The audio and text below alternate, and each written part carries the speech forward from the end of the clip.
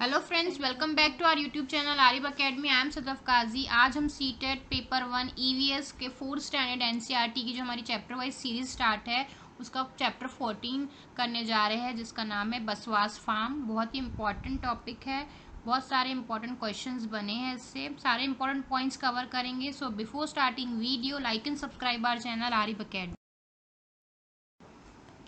तो इस चैप्टर में जो बसवास फार्म है ये कहाँ है? कर्नाटका में है, ठीक है। और ये बसावा जो है, यहाँ पे इसके लोकेशन आप यहाँ देख सकते हो इजीली, जो आता है आपका वेस्ट और साउथ में, ठीक है। यहाँ पे एरो बता रहा है और ये कर्नाटका में है। ये आपको पता होना चाहिए मैप के पॉइंट ऑफ व्यू से कर्नाटका का लोकेशन। अब इसके इंपॉर्टेंट पॉइंट्स देख लेते हैं। बेलवानिका विलेज इन कर्नाटका, ठीक है। तो ये जो बेलवानिका विलेज की जो स्टोरी है, जो बसवास है, ये जो राइटर है उसका नाम है, और वो जो है कौन सी विलेज में रहता है? बेलवानिका में रहता है। और ये विलेज जो है वो है कर्नाटका में, ठीक है, जिसका लोकेशन अभी मैंने आपको बताया साउथ और वेस्ट में आता है। नेक्स्ट है यहाँ पे जो अनियन क्रॉप की जो है प्रिपेयर जो है कैसे वो बनती है ना, उसकी फील्ड कैसे तैयार होती है उसके बारे में बताया हुआ है। तो कौन से मंथ में होती है, ये बहुत इंपॉर्टेंट है और न्यू पॉइंट है जो अभी तक के नहीं आया है क्वेश्चन, तो आने के चांसेस है जुलाई में, ठीक है। कब प्रिपेयर करते हैं हम अनियन क्रॉप की फील्ड को? जब हम बीज बोने के लिए, तो वो होती है जुलाई में स्टार्ट कर देते हैं फार्मर्स प्रिपेयरिंग करना फील्ड की। जुलाई मंथ आप याद रखोगे। नेक्स्ट है कुंती। कुंती का वर्ड यूज हुआ है, एक आयरन रॉड होता है। क्यों यूज करते हैं? To dig soil, loosen it, make it soft. तो ये जो सॉइल है उसको लूज करने के लिए, ढीला करने के लिए, सॉफ्ट करने के लिए, डिग करने के लिए, ऊपर नीचे जो करते हैं फार्मर्स जब अपनी फील्ड को वो प्रिपरेशन वो स्टार्ट करते हैं, सबसे पहले वो कुंती का इस्तेमाल करते हैं, जो कि क्या है? एक आयरन रॉड। वेरी इंपॉर्टेंट, ये भी क्वेश्चन अभी तक नहीं बना है तो आने के चांसेस है। उसके बाद हल चलाते हैं, जिसको इस चैप्टर में कुरीच कहा गया है, तो आप याद रखेंगे कुरीच चलाते हैं। जो बुलक्स जो है, जो बैल होते हैं वो खींचते हैं इस हल को, और पीछे फार्मर चलते हैं ताकि वो इजीली सीड्स को धीरे धीरे स्प्रिंकल करते हुए पीछे पीछे बुलक्स के करे। तो क्या यूज़ होता है? हल। और इसको कर्नाटका के बेलवानिका विलेज में कुरीच कहते हैं, ठीक है। नेक्स्ट है इंपॉर्टेंट पॉइंट वीड। वीड क्या होती है? ये अननेसेसरी प्लांट्स होते हैं जो उग जाते हैं फील्ड में, जो हमारी क्रॉप है उसके साथ। और क्या करते हैं ये वीड? वीड करते हैं, पानी एब्जॉर्ब कर लेते हैं, जो इम्पॉर्टेंट फर्टिलाइजर्स है सॉइल में वो एब्जॉर्ब कर लेते हैं, और जो क्रॉप है उसको वीक कर देते हैं। इसीलिए फार्मर क्या करते हैं? ये वीड्स को निकाल लेते हैं, जो अननेसेसरी प्लांट्स है ना उनको निकाल लेते हैं ताकि वो क्रॉप को उससे कोई नुकसान ना हो। तो वीड्स के आप इम्पॉर्टेंट ये पॉइंट याद रखेंगे कि अननेसेसरी प्लांट्स होते हैं।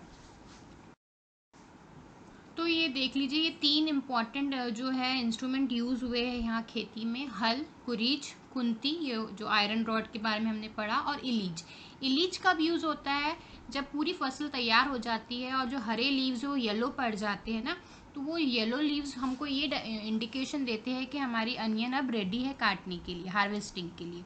तो वो येलो लीव्स को काटने के लिए लेडीज़ ये इलीज का यूज़ करते हैं। सिकल शेप का होता है, इसको सिकल भी कहते हैं इंग्लिश में, और इलीज कहते हैं बेलवानिका विलेज में। तो ये तीनों इम्पॉर्टेंट इक्विपमेंट्स यूज हुए।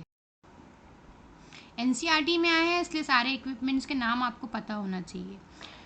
नेक्स्ट है कंडीशन फॉर जर्मिनेशन। अब सीड के जर्मिनेशन के लिए क्या ज़रूरी है? राइट अमाउंट ऑफ सीड, यानी जब फार्मर जब सीड को स्प्रिंकल करेंगे तो राइट अमाउंट में, मीन्स एक प्लेस पे एक ही सीड गिरना चाहिए। बहुत सारे सीड अगर एक ही जगह गिर जाएंगे तो उनका जर्मिनेशन प्रॉपर नहीं होगा। तो right amount of seeds at regular distance, distance में होना चाहिए, एक साथ एक जगह पे नहीं होना चाहिए, थोड़े थोड़े डिस्टेंस पे एक एक सीड का जो है स्प्रिंकल होना चाहिए। ये बहुत ही इंपॉर्टेंट स्टेप होता है।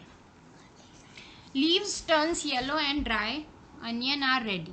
जब वो ग्रीन लीव्स अनियन के येलो होके ड्राई हो जाते हैं तब वो इंडिकेशन होता है कि हमारी जो अनियन है वो हार्वेस्टिंग के लिए रेडी हो चुकी है। ये भी बहुत इंपॉर्टेंट पॉइंट है, एनसीईआरटी में डिस्कस हुआ है। इलीज अभी मैंने आपको शेप बताया, सिकल शेप का होता है, जो ड्राई लीव्स को कट करने के लिए लेडीज यूज। यहाँ पे ये स्टेप्स बहुत इंपॉर्टेंट है, इस पर क्वेश्चन बन सकता है। सबसे पहले जो है स्टेप नंबर 1 है, वो लूज करते हैं सॉइल को with the help of Khunti. यहाँ हाथ में आपके फार्मर के हाथ में भी दिख रहा होगा, स्टेप नंबर 1 है। स्टेप नंबर 2 है वो सीड स्प्रिंकल कर रहे हैं फार्मर, ठीक है, फील्ड में। फिर स्टेप नंबर 3 है वीड्स जो है जो प्लांट है वीडीसाइड अभी हमने बताया अननेसेसरी प्लांट्स है उसको निकाल रहे हैं। 4th स्टेप है जो बहुत ज़्यादा बड़े बड़े साइज़ के प्लांट हो गए उसको कट कर रहा है फार्मर, जो एक्स्ट्रा लॉन्ग हो गए प्लांट्स उनको कट कर रहे हैं। लास्ट 5th नंबर पे है जो हमारे लीव्स ड्राई एंड येलो हो गए हैं और हार्वेस्टिंग के लिए अनियन रेडी है, प्याज रेडी है, तो वो निकालते हुए बता रहा है। लास्ट स्टेप है पैकेजिंग, ठीक है, जो स्टोरेज करके जब वो भेज देते हैं मार्केट में। तो ये स्टेप्स आपसे क्वेश्चन बना के पूछ सकता है, इंपॉर्टेंट है, एनसीईआरटी में है, इसलिए आप ये स्टेप्स याद रखो। यहाँ पे लेबलिंग भी दी हुई है और यहाँ पे आपको बताया गया है। फर्स्ट स्टेप है लूजिंग द सॉइल, सेकेंड है सोइंग द सीड्स, थर्ड है रिमूविंग वीड्स, 4th है कटिंग लार्ज प्लांट्स, 5th है taking onions out and 6th है पैकिंग अनियंस इन सैक। अब जनरल भी एक एग्रीकल्चर के स्टेप्स एनसीईआरटी की बुक्स में आए हुए, तो आपको पता होना चाहिए। फर्स्ट स्टेप होती है कि आप सॉइल को प्रिपेयर करते हो, प्रिपरेशन के लिए आपको डिगिंग करना पड़ता है ना, खुंती की जो हेल्प से डिगिंग करते हैं, सॉइल को लूज करते हैं, सॉफ्ट बनाते हैं सॉइल को। आजकल तो मशीनें आ गई है हर चीज़ के लिए।